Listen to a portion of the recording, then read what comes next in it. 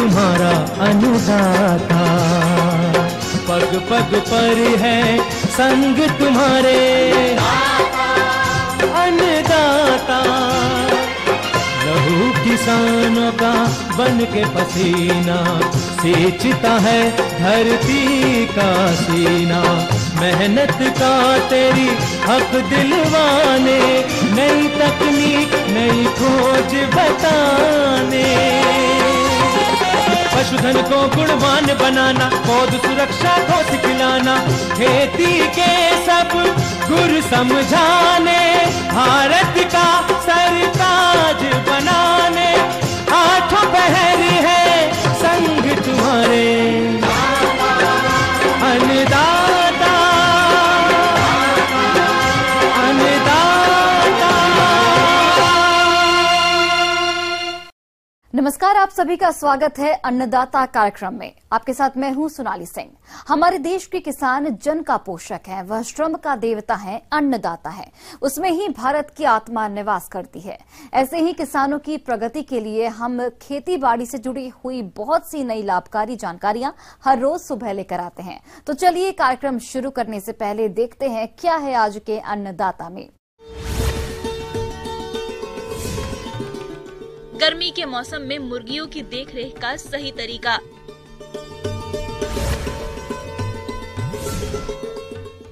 आधुनिक कृषि यंत्रों से बढ़ेगी फसलों की पैदावार।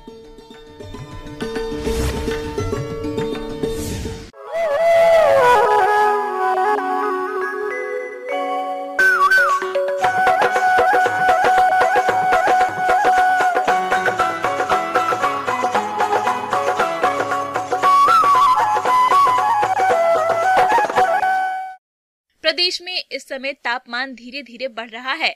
ऐसे में मानव तो जैसे तैसे इस गर्मी से अपने आप को बचा लेता है, लेकिन पशुओं पक्षियों के सामने इससे बड़ी समस्या पैदा हो जाती है। अगर मुर्गी पालन की बात करें तो मुर्गियों में कई प्रकार की समस्याएं आने लगती है और इन समस्याओं से किसान केवल सही प्रबंधन करके ही अपनी मुर्गियों को बचा सकते हैं। तो चलिए इसके बारे में जानते हैं जिला मधुबनी के पशु अधिकारी डॉक्टर मनीष कुमार से।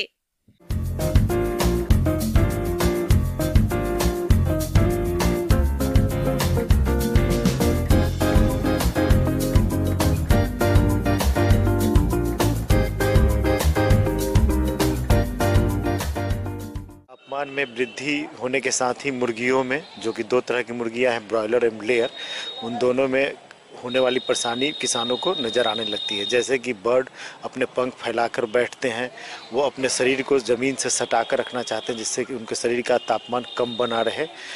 उसके बाद खाने में कमी, प्यास ज़्यादा लगता है, पानी ज़्यादा पीती हैं मुर्गियाँ। उसके अलावा उनका पेट खराब होता है, डायरिया होता है, बैक्टीरियल और वायरल इन्फेक्शन की संभावनाएं बढ़ जाती हैं। साथ ही मुर्गियों में किसी भी बीमारी से होने वाली मृत्यु दर में काफ़ी वृद्धि हो जाती है।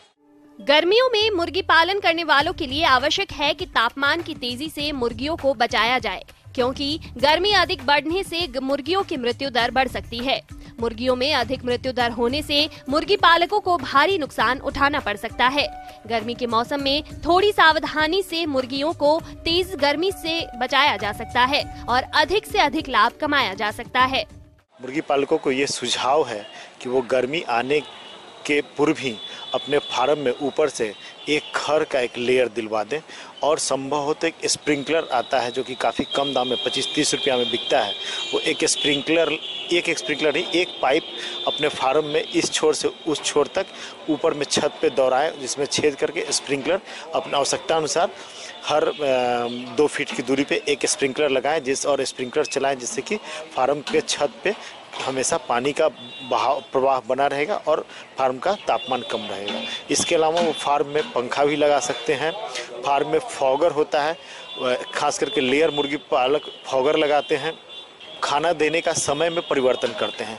गर्मियों में मुर्गियों को सुबह में हम लोग खाना देते हैं और इतना खाना जो पहले की अपेक्षा तो कम 10 से 20% तक खाना हम लोग आम दिनों के तुलना में कम देते हैं। और जितना भी खाना देना है उसका आधा भाग हम लोग सुबह 5 बजे दे देते हैं, जिससे मुर्गियां उसको खा के 10 बजे तक ख़त्म कर दें।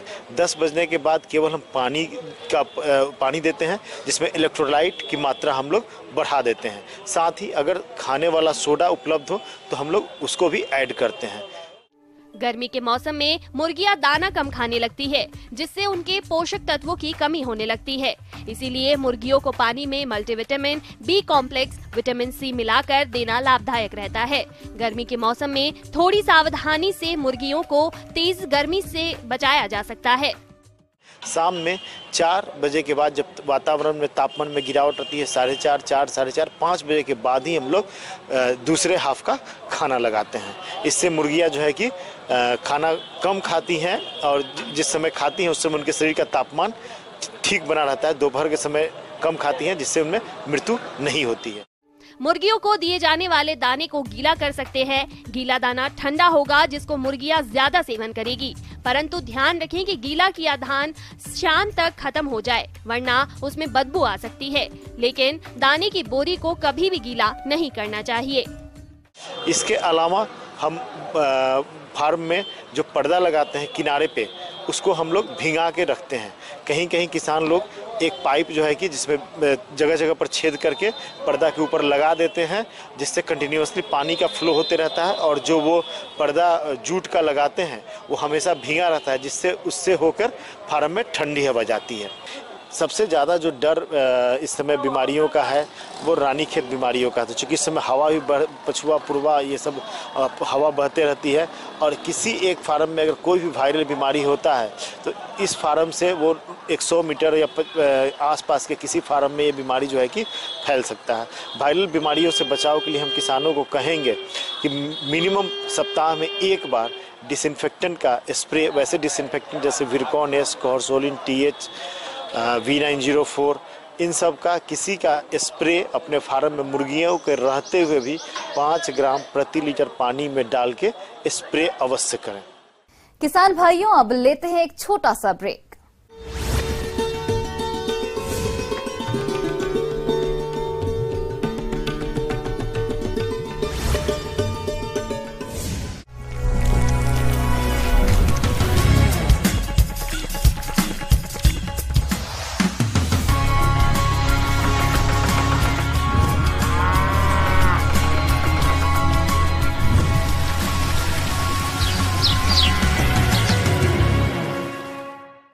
ब्रेक के बाद आप सभी दर्शकों का अन्नदाता में स्वागत है।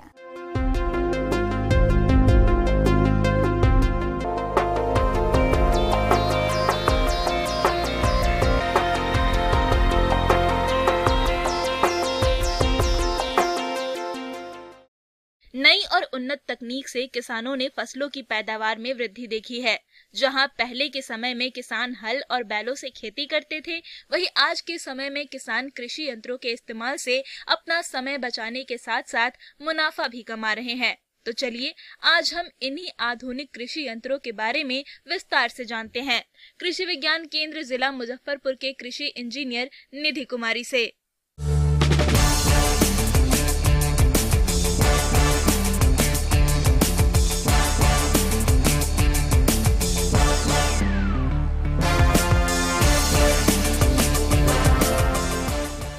अगर हम बात करें कि खेती अगर करनी है तो पहला जो एक काम होता है जो बीज बोने का, उससे पहले हमें खेत को तैयार करना पड़ता है। और खेत को तैयार करने के लिए हमारे पास बहुत सारे यंत्र होते हैं, कर्षण यंत्र जिसको बोलते हैं। और खेती में जुताई का महत्व बहुत ज़्यादा होता है, क्योंकि अगर बीज सैया तैयार करना होता है तो हमें खेतों को पल्वराइज करना होता है, उसमें उसको भुरभुरा बनाना होता है। बीज बोएं तो वो अच्छे से जर्मिनेट हो जाए, वो अंकुरित हो जाए। तो इसके लिए हमारे पास 2 तरह के इम्प्लीमेंट्स होते हैं, टीलेज इम्प्लीमेंट्स जिसको बोलते हैं। एक तो होता है प्राइमरी, जिसको बोलते हैं प्राथमिक कर्षण यंत्र, दूसरा होता है द्वितीय कर्षण यंत्र। तो प्राथमिक कर्षण यंत्र जो होते हैं उसमें जैसे आप मान लीजिए जितने भी प्लाऊ होते हैं, जिसके पीछे नाम प्लाऊ लगा रहता, उसको हम बोलते हैं प्राथमिक कर्षण यंत्र। तो अगर आप देखिए पहले ज़माने में हमारे यहाँ होता था देशी प्लाऊ, जिसको आप बोलते हैं हल। अगर देखें तो वो हमारा प्राइमरी टीलेज इम्प्लीमेंट था। तो अभी भी जैसे आप देखेंगे गांव में बहुत ही रेयर हो गया है कि दो उसको बैल लगा के हम उसको प्रयोग में लाते हैं। तो इससे क्या होता है, एक लाइन बस आपका होता है, तो इसकी एफिशिएंसी काफ़ी कम होती है। तो हम लोग अब आ गए हैं मोल्ड बोर्ड प्लाऊ की तरफ।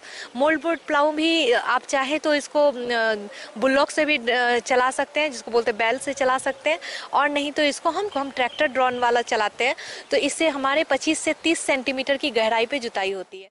मोल्ड बोर्ड हल ये एक ट्रैक्टर चलित यंत्र है।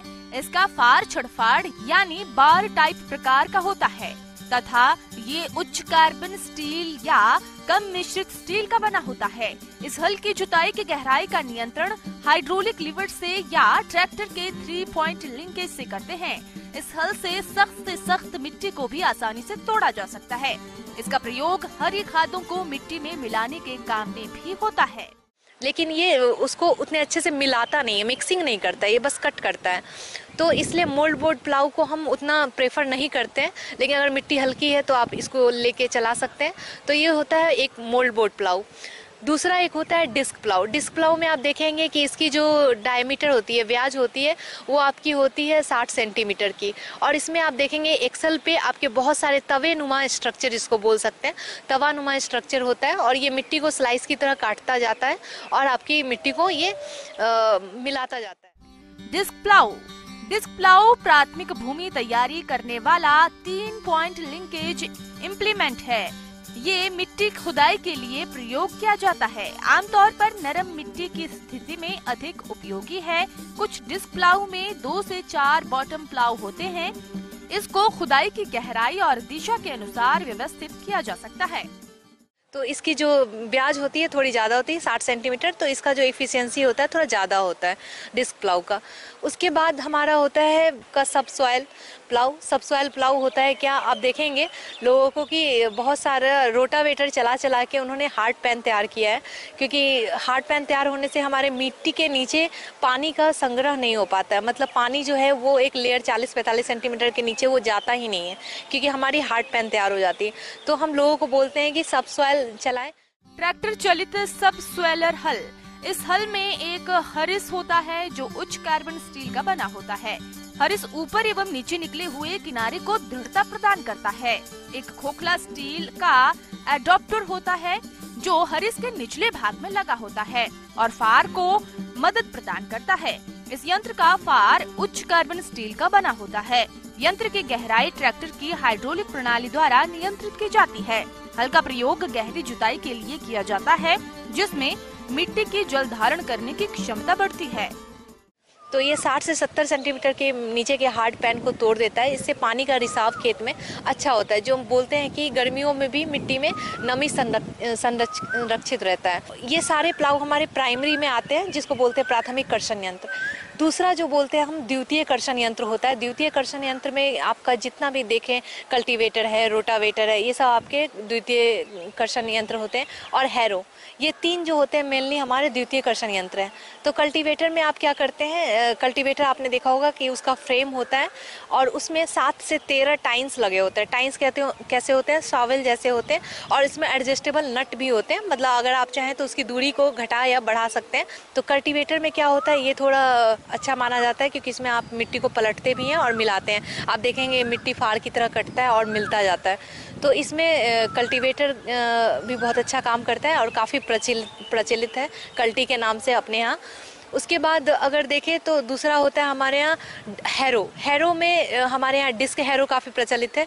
जैसे मान लीजिए जहाँ पे खरपतवार की समस्या खेतों में ज़्यादा होती है और मिट्टी भी थोड़ी कठोर होती है, लेकिन पथरीला नहीं होना चाहिए, मिट्टी कठोर अगर है तो आप हैरो चला सकते हैं। हैरो में क्या होता है, 2 एक्सल होते हैं। ये तवानुमा स्ट्रक्चर होता है, जैसे डिस्क प्लाऊ आपने देखा होगा वैसे ही तवानुमा होता है, लेकिन ये 2 ऑफसेट में आते हैं। मतलब 2 एक्सल पे 2 डिस्क लगे रहते हैं, नंबर ऑफ डिस्क लगे रहते हैं। तो इससे क्या होता है, मिट्टी कटती भी है स्लाइस की तरह 40 से 45 सेंटीमीटर गहरी, और उसको मिलाती भी है। और खरपतवार या जो भी स्टबल भी अगर खेत में, जिसको बोलते हैं पुआल अगर रह गया या डंठल छूट गया है, तो वो भी मिक्सिंग करता हुआ वो खेत में जाता है। तो इससे काफ़ी मिट्टी भुरभुरी होती है और इससे आपका खेतों में मल्च भी मतलब मिल जाता है, स्टबल भी मिल जाता है। उसके अलावा बात करें तो रोटावेटर है हमारे पास। रोटावेटर में क्या होता है कि मिट्टी भुरभुरी भी होती है और वो साथ साथ वो प्राइमरी और सेकेंडरी टिलेज दोनों ही साथ में अच्छे से करती है। लेकिन रोटावेटर हम ज़्यादा रिकमेंड नहीं करते क्योंकि हार्ड पैन बहुत जल्दी तैयार होता है रोटावेटर में। इस प्रकार यंत्रों के उपयोग से उपज में 30% तक की वृद्धि हो सकती है। साथ ही खेत में जल धारण क्षमता बढ़ जाती है। वहीं मिट्टी की गहरी जुताई के साथ साथ मिट्टी का उपजाऊपन भी बढ़ता है और खरपतवार उन्मूलन तथा कीड़े मकोड़े का घर नष्ट हो जाता है। इन यंत्रों को प्रयोग करने से कृषि कार्य कम समय और कम लागत में हो जाता है। तो ये भी एक बहुत अच्छी विधि है। लेकिन हमें जो भी अगर टिलेज इम्प्लीमेंट चलाना है तो हमें ये ध्यान रखना होता है कि खेतों में कंकड़ पत्थर जैसे बड़े बड़े बोल्डर्स हैं, पत्थर है, ये सब नहीं होना चाहिए खेत में। अगर है तो आप इसको परिष्करण कर लें, उसके बाद आप अपने टिलेज इम्प्लीमेंट को चलाएं। दूसरी बात ये होती है कि अगर आप किसी भी प्रकार से कोई भी मशीन अगर प्रयोग में लाते हैं तो उसका रख रखाव बहुत ही ज़रूरी है। आप इसको अगर गीली मिट्टी अगर लगी है तो इसको आप हटाएं, इसको सुखाएं। हटाने के बाद इसको ग्रीसिंग करें, जहाँ जहाँ नट बोल्ट्स हैं वहाँ पे बियरिंग है उसको आप ग्रीसिंग करें। उसके बाद अगर आप बात कर लें कि अगर अनुदान राशि दे है कि नहीं, तो बिहार सरकार ने भी भारत सरकार ने काफ़ी अनुदान राशि की भी बात कही है, जिसमें कि आपको 40 से 70% तक की अनुदान राशि मिलती है। तो आप इसका लाभ उठा सकते हैं और ये काफ़ी बढ़िया है। आप कृषि यांत्रिकरण को अपना सकते हैं। धन्यवाद। आगे और भी है खेती बाड़ी से जुड़ी हुई बहुत सी रोचक जानकारियां। यहाँ रुकेंगे एक और छोटे से ब्रेक के लिए।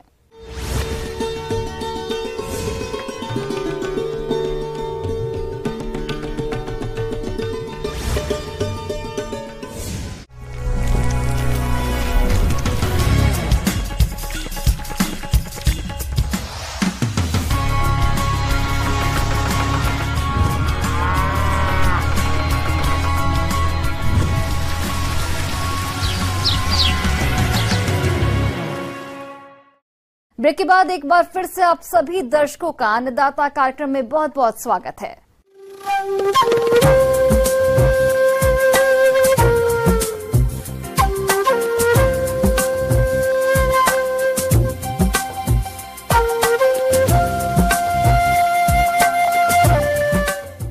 मौसम विभाग के रिपोर्ट पर साप्ताहिक कृषि सलाह इस प्रकार है।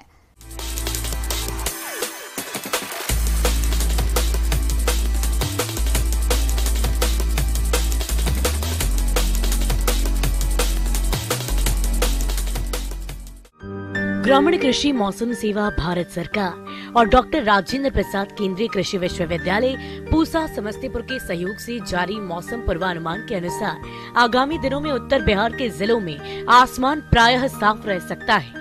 हालांकि इस दौरान मौसम के शुष्क बने रहने का अनुमान है। इस अवधि में अधिकतम तापमान तथा न्यूनतम तापमान में वृद्धि हो सकती है, जिसके कारण अधिकतम तापमान 40 से 42 डिग्री सेल्सियस के बीच रह सकता है। अगले 2 दिनों तक प्रचंड लू की स्थिति बने रहने की संभावना है, जबकि न्यूनतम तापमान 23 से 26 डिग्री सेल्सियस के आसपास रह सकता है। मौसम के मिजाज को देखते हुए समस्तीपुर और इसके आसपास के इलाकों में रहने वाले किसानों के लिए सलाह दी जाती है कि तैयार गेहूं, अरहर एवं मक्का फसल की कटनी तथा दौनी करें। गेहूं एवं मक्का के दानों को अच्छी तरह धूप में सुखाने के बाद उसका भंडारण करें। बसंतकालीन मक्का की फसल को घुटने की ऊंचाई के बराबर हो गई हो तो मिट्टी चढ़ाने का कार्य करें।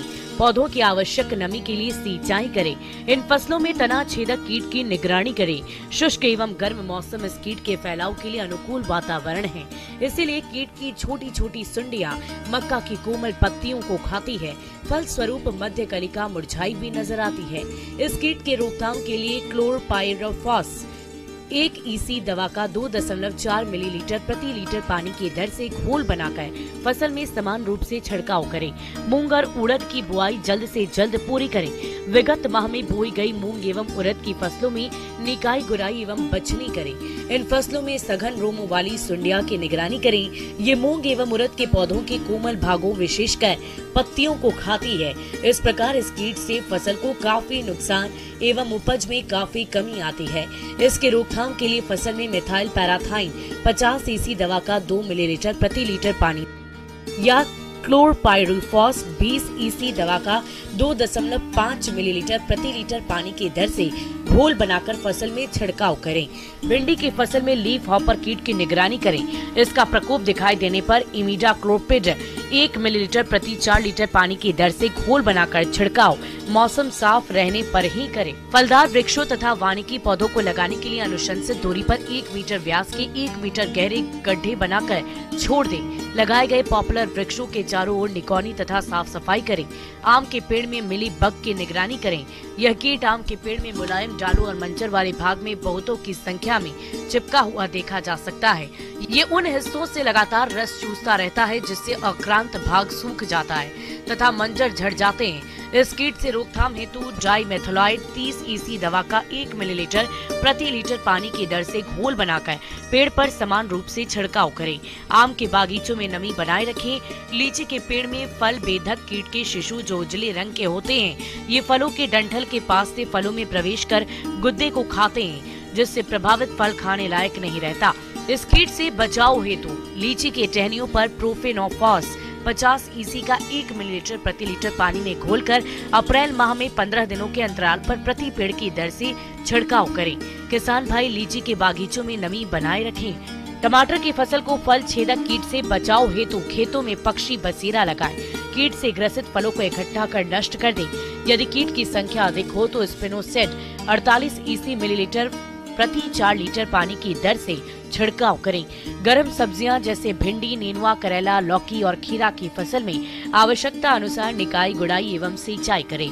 सब्जियों में कीट एवं रोग व्याधि की निगरानी प्राथमिकता से करते रहें। कीट का प्रकोप इन फसलों में दिखने पर मेलाथियन 50 EC या डाइमेथोइड 30 EC दवा का 1 मिलीलीटर प्रति लीटर पानी की दर से घोलकर छिड़काव करें। दुधारू पशुओं को दिन में छायादार सुरक्षित स्थानों पर रखें तथा अधिक मात्रा में स्वच्छ पानी पिलाएं।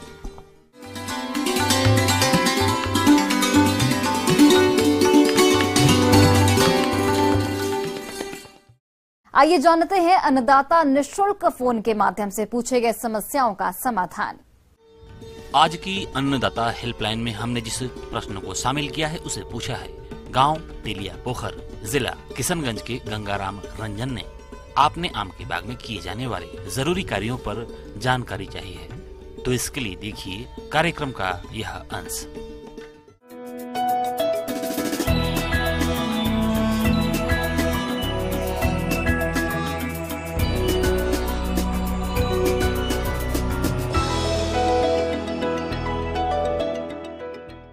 इस समय जो हमारे अधिकांश बाग हैं उसमें जो है जो आम के फल हैं वो मटर के दाने से बड़े हो गए हैं और इस समय बहुत ध्यान देने की ज़रूरत है और किसानों को क्या करने की सलाह देनी चाहिए हम आपको आज बताएंगे। आम के बाग में सिंचाई और उर्वरक प्रबंधन का विशेष महत्व होता है, लेकिन हमारे कुछ किसान भाई इन प्रबंधनों में लापरवाही बरतते हुए कभी भी आम के पौधों में सिंचाई कर देते हैं और असंतुलित मात्रा में उर्वरकों का प्रयोग करते हैं, जिसके कारण पौधों की अनावश्यक बढ़वार तो होती ही है, साथ ही साथ पौधों में कीट और रोगों का भी प्रकोप होने लगता है। यदि आपका पेड़ जो है 10 या 10 वर्ष से ज्यादा का है तो आप क्या करिए कि 500-550 ग्राम जो है डाई अमोनियम फास्फेट, तकरीबन 850 ग्राम यूरिया और 750 ग्राम जो है म्यूरेट ऑफ पोटाश जो है, जो मुख्य तना है उससे 2 मीटर दूर 9 इंच चौड़ा 9 इंच गहरा जो है आप रिंग बनाइए। उसकी जो आधी मिट्टी है उसमें ये जो अभी आपने खाद बताया, यदि संभव हो तो 15, 20, 25 केजी जो भी आपको मिल जाए जो है सड़ी गोबर की खाद या वर्मी कंपोस्ट खूब बढ़िया से मिला के जो है जो आधी मिट्टी है उसके साथ मिला के गड्ढों को भर दीजिए। और भरने के बाद क्या करिए, जो सादी मिट्टी है उसको ऊपर से लगा दीजिए और उसी से जो है उसी दिन आप सिंचाई कर दिए। अब फल लग गए हैं तब आपको सलाह दी जाती है कि बाग की मिट्टी को जो है कतई मत सूखने दीजिए, क्योंकि यदि बाग की मिट्टी सूखती है तो उससे जो है ये ड्रॉपिंग और बढ़ेगी, फ्रूट ड्रॉपिंग और बढ़ेगी। इसलिए आपको अब जो है मिट्टी को जो है सूखने नहीं देना है। वह आम के वृक्ष जो कि फल को नहीं झाड़ पाते हैं तो ये समझिए कि वो बीमार हैं। तो किसान भाइयों, आप चाहते हैं कि आपके टिकोले कम झड़ें तो इसके लिए आवश्यक है कि प्लानोफिक्स करके एक दवा आती है, उसकी 1 ml दवा जो है प्रति 3 लीटर पानी में घोल के आप छिड़काव कर देते हैं तो आप जो है इस ड्रॉपिंग को रोक सकते। किसान भाइयों, आम के बाग में इस समय कई तरह के कीट और रोगों का भी प्रकोप होता है, जिनका शुरुआती अवस्था पर ही नियंत्रण करना जरूरी होता है। यदि आपने ऐसा नहीं किया तो आम का उत्पादन बहुत कम प्राप्त होगा। इसलिए आप इन कीट और रोगों का नियंत्रण करें। ये जो टिकोले हैं, इसके निचले हिस्से में जो है कोई कीड़ा है जो पंचर कर रहा है, और जहां वो छेद करता है या डंक मारता है वहीं पे जो है ये जो हमारे जो फल हैं वो सड़ जाते हैं। ये इस कीट को पहचानना बहुत आसान है। आप अपने बाग में यदि आप विजिट करेंगे, देखेंगे तो आपको जो है धारीदार लाल और सफेद धारी युक्त जो है कीड़े दिखेंगे। तो आप जो है आप इन कीड़ों से जो है आप अनिवार्यतः जो है अपने प्रबंधित करिए। नहीं तो यदि आपके फल इसी स्टेज में, जबकि टिकोले अवस्था में है, उसी अवस्था में यदि वो घावग्रस्त हो जाएंगे, उसमें सड़ने की समस्या हो जाएगी, तो आपको भारी क्षति होगी। इमामेक्टिन बेंजीट ये जो इंसेक्टिसाइड है, इसकी जो है आप 1 ml दवा को प्रति 3 लीटर पानी में घोल के यदि छिड़काव करते हैं, या डेल्टामेथ्रिन जो है इंसेक्टिसाइड है, उसकी 1 ml दवा जो है प्रति लीटर पानी में घोल के आप छिड़काव करते हैं, तो आपको जो है फ्रूट बोरर है उससे आपको निजात मिलेगी। पिछले साल खास तौर से हम देख रहे हैं कि विगत 2 साल से हमारे एग्रो क्लाइमेटिक कंडीशंस में जो है मॉइस्चर ज्यादा होने की वजह से हो क्या रहा है कि फल मक्खी की समस्या बहुत ज्यादा देखी जा रही है। तो फल मक्खी की उग्रता के अनुसार आप जो है 15-20 से लेके 20-25 तक जो है फेरोमोन ट्रैप जो है यदि आप अपने जो है बागों में इंस्टॉल करते हैं, लगाते हैं, और मंथली इंटरवल पे आप जो है उसके ल्यूर को बदलते रहते हैं, तो निश्चित तौर पे जो है फल मक्खी से जो है आप जो है निजात मिलेगी। ये ज्यादा आदर्श स्थिति है। यदि आप इन उपायों को करते हैं तो निश्चित तौर पे आपको बहुत अच्छी जो है आम की उपज प्राप्त होगी, और आपके फलों की गुणवत्ता बहुत अच्छी होगी और उपज भी अच्छी होगी।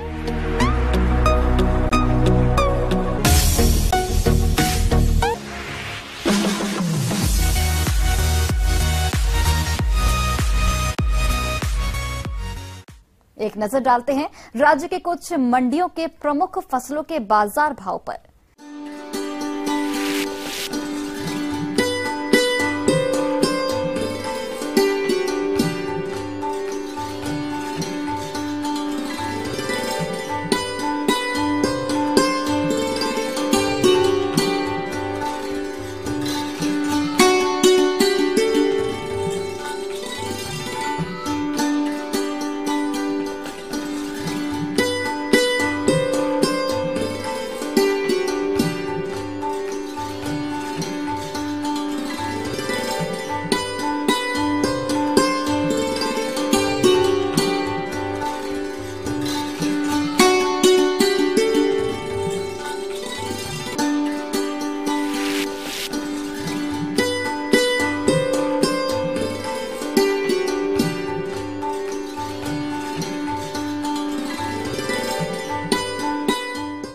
किसान भाइयों, कृषि संबंधित समस्या या सुझावों के लिए आप हमें इस पते पर संपर्क कर सकते हैं। प्रोड्यूसर अन्नदाता news 18 Bihar Jharkhand, Ramoji film city Hyderabad 501512। साथ ही आप हमें ईमेल भी कर सकते हैं। हमारा ईमेल आईडी है p18annadatabihar@news18.com।